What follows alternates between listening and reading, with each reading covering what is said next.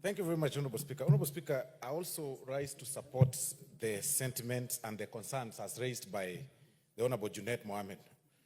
Honorable Speaker, it is very sad that this house has actually been turned as a punching bag, and people demonize everything about this house.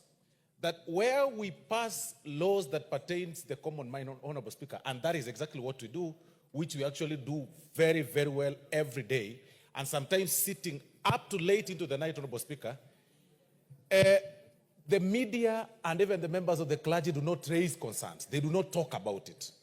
But on the issue that touches on the executive, you hear them say that, we haven't had anybody, speak about it in the National Assembly or in the floor of the House, Honorable Speaker. Honorable Speaker, we implore on the members of the public and even the members of the clergy to be watching proceedings of this House.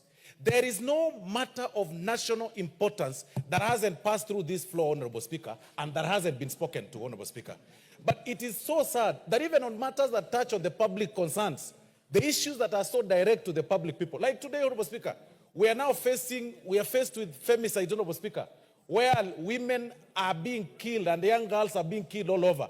You have not heard the church speak about it, Honorable Speaker. You've not heard the clergy utter a single word about it, Honorable Speaker. I mean, really. But if it was an issue, Honorable Speaker, that touches on the members of the parliament, this House has even created a platform where we are raising concerns about the femicide.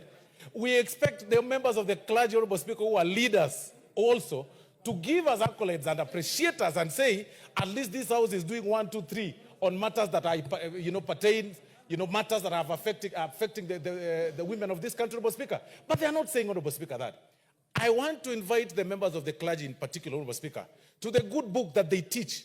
Because as a good student of the good book, as a person that went through the Sunday school, right from age 3, Honorable Speaker, to date, I have read the good book in the book of Romans chapter 13, that there is no leadership on earth that has not been placed by God. I mean, which God is that you tell us to preach when you can't respect the God that has placed the leadership, Honorable Speaker? That we only matter, Honorable Speaker, sometimes when we go to the church. If you ask any member of the parliament, Honorable Speaker, their booths or their offices are full of cards, Honorable Speaker, invitation cards for fundraising, Honorable Speaker. It is shocking. At one point, Honorable Speaker, I attended one church along NAIROBI, Honorable Speaker, somewhere here with the former deputy president, who is now the president.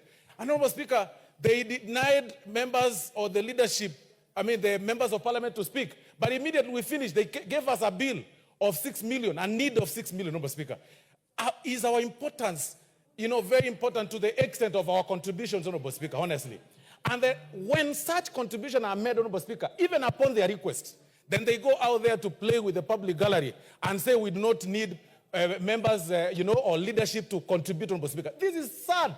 And like Honorable Majority Leader said the other day, even the members of the clergy that said they want to return the funds, and Honorable Majority Leader will speak after me, they have not actualized, they have not refunded the funds, Honorable Speaker. To date, they have not said, okay, fine, this is the check that we said, this is the check, take it back, build, because we will build.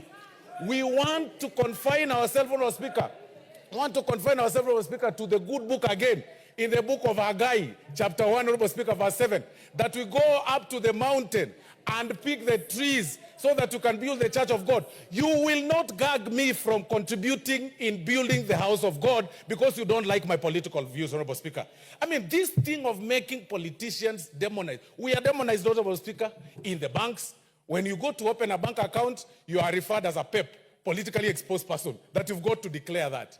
If you are doing somewhere in business, they say, you're a politician, you'll need to declare interest. When you go for if you lose your seat and you go for an interview, then you're told, you're a politically exposed person, you need to be.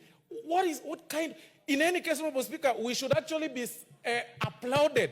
A person leading a county or a constituency with 100,000 voters, Honorable Speaker, that is an experienced manager that needs to be a manager and a CEO of Equity Bank, Honorable Speaker, which only has got an employee portfolio of 2,000 people, Honorable Speaker, or 3,000. But what happens? You lose your seat, or you are out of politics, or you appear like you've been politically inclined to some place, which is again within the law under Article 37, the rights of association. you are demonized, you are insulted, you go out there, people believe that you are taking their money.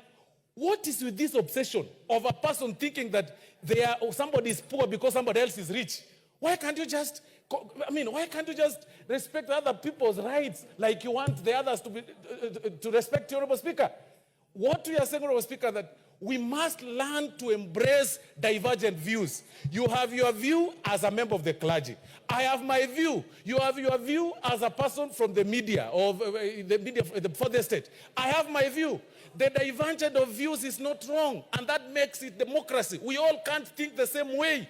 Stop demonizing members of parliament, and particularly members of the National Assembly. And when you have a challenge, you want to rush to us. Anytime you have a challenge, members of parliament. When I pass through the streets, Mheshimiwa, Mheshimiwa. When I go everywhere, Mheshimiwa. When I go to Mheshimiwa. But when I come, when people go there somewhere in the media, Honorable Speaker, they insult us, Honorable Speaker. So please. Let's give other members a chance. Yeah, as I conclude, I want to conclude, Honorable Speaker, and say people should respect this House, Honorable Speaker. Thank you very much. Let me give, okay.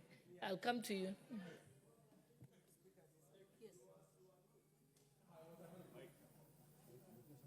Mike. Thank you, Honorable Speaker.